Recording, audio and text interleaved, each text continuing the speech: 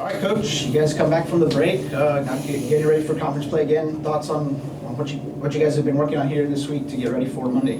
Yeah, it's been a couple of days now getting back in the swing of things. Obviously, it's a big challenge that everybody in the country is going through as far as, kind of getting reacclimated to the grind, so to speak, after a significant layoff for us with a few days off, and getting the guys to get home and get away from this place and get away from me is very, very important. I think it's necessary. I think it's healthy.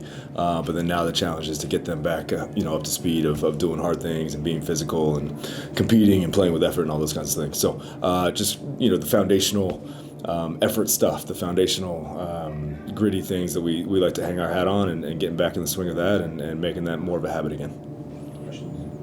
Coach, obviously you had a standard beginning of the season.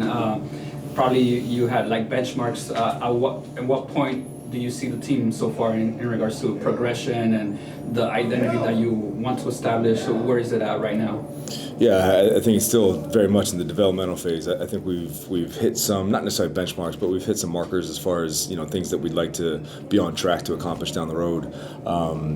For us, it's being the absolute best team that we can possibly be, the best version of ourselves by the end of the year. And I think as we continue to play these games, whether it's non-conference, the early conference games that we've already played, those first two games, I think we have seen significant growth. I think we have seen significant improvement and development, and that's truly the goal, game by game, week by week. So that's been encouraging, and I think our guys are fighting in the right direction, and I think our guys are remaining connected and leaning into that concept as well. And I think as we continue to do that and continue to get better with our skill stuff and refine some of our principles and things like that, I think we'll stay on the right track. But it's just getting back in the swing of things, like I mentioned before, coming off a break and getting very much that competitive, edgy, gritty mindset again, and getting back to that focus and that mindset of improvement. And then last one on my end, obviously, last game, we mentioned that you had several players in double-digit in scoring. What does it mean in regards to depth and the amount of confidence that you have in the guys? Yeah, I think our depth has been tested a little bit, obviously, through necessity. Obviously, with Kai being down, Dane's dealing with some injury stuff, Quo's dealt with some injury stuff, Phillips dealt with some injury stuff. You can really go down the line. Zay Blake and Always Right didn't start a game because he was coming off an ankle. So we've been hit a little bit with some injury stuff and some unavailability due to that. So that's part of the game, right? That's part of basketball. That's part of college sports, and that's something that we prepared for a little bit with our roster and the way we constructed this thing, and tried to put together 15 guys that can all contribute, right? You look at Mustafa Vanjo, who played against College of Biblical Studies, Luis Ramirez, two walk-ons for us that played against College of Biblical Studies and played really well. I have a tremendous amount of confidence in both those guys. Like Moose played in conference games last year, so really 1 through 15, we expect everybody to be able to step in and contribute and play the right way and play tough and play hard and all those stuff, all those things. So I'm pleased with our depth, and it just has to continue to get better and strengthen. Yeah, Coach, mentioned it, it's conference play from here on out the rest of the way through. Continue your 5-game homestand here coming up, starting on Monday against New Orleans. Just what's the focus with these next 4 home games in regards to, getting conference play off on the right foot, having 2 games under your belt, and then, that's the rest of the way through his conference play here? Yeah, it's easy to look ahead, right? We have 4 games in 7 days, which is a challenge in and of itself. The opponents, the caliber of the opponents is another challenge in and of itself. And I think it's obviously really easy to look ahead to all of those things, right? But for us, it's just so critical that we just focus on New Orleans. Like, we focus on our prep. We focus on getting better every single day. We focus on refining our stuff. We focus on being the best prepared version of ourselves once Monday rolls around. So that's really our biggest challenge right now. Is it's a really good opponent coming in, really talented, really high level offensive team.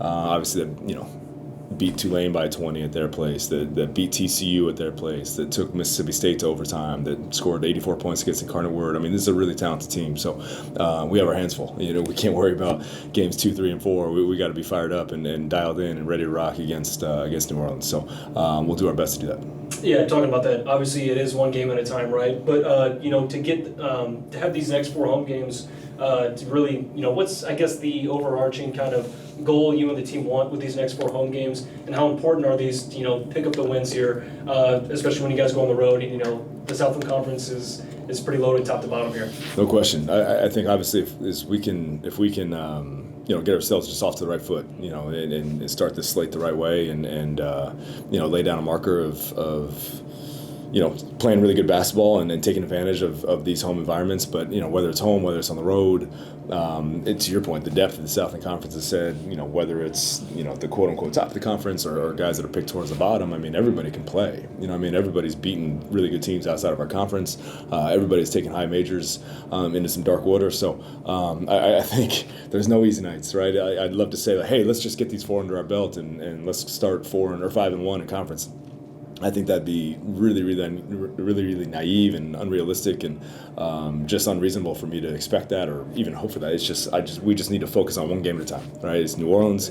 We'll do our best to be prepared against New Orleans. We're going to be a great version of ourselves against New Orleans. We're going to give them all they want. We're going to be ready to rock. And then we tackle the next task. And then we look forward to the next one after that. But it's really a one game at a time feel. For sure. My last question is just on Luis. You mentioned him playing against the College of Biblical Studies. Obviously, a walk-on kid. Balancing 2 jobs. Being an engineer major. He's a guy from the Valley too. Just walk me through like what you saw in him. I guess at that walk-on tryout, and just how he's really progressed and kind of grown with this team this season too. I love Luis. I think Luis is fantastic. Luis has made our program better. The minute he became officially part of it. I think he's just the epitome of somebody that just does what he says he's going to do, right? He had to jump through a lot of hoops. He had to make a lot of things happen. He had to move a lot of stuff just to be available, right? Just to be a part of this program. He had to move classes as an engineering major, like you said.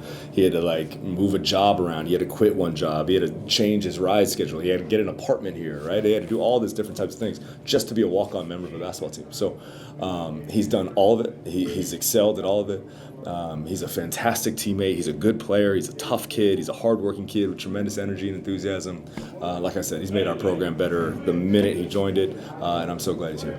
I heard some of the guys when I was interviewing him, they're like, an inspirational story right there. Like, it seems like the guys really like or gravitate towards him. Kind of what does he just kind of bring to the team in terms of just kind of like that grit that you're looking for, or just that kind of that no quit type of attitude? I think it's very much what you just said. I think he's got real grit. I think he's a real tough kid, and I think he's a real worker.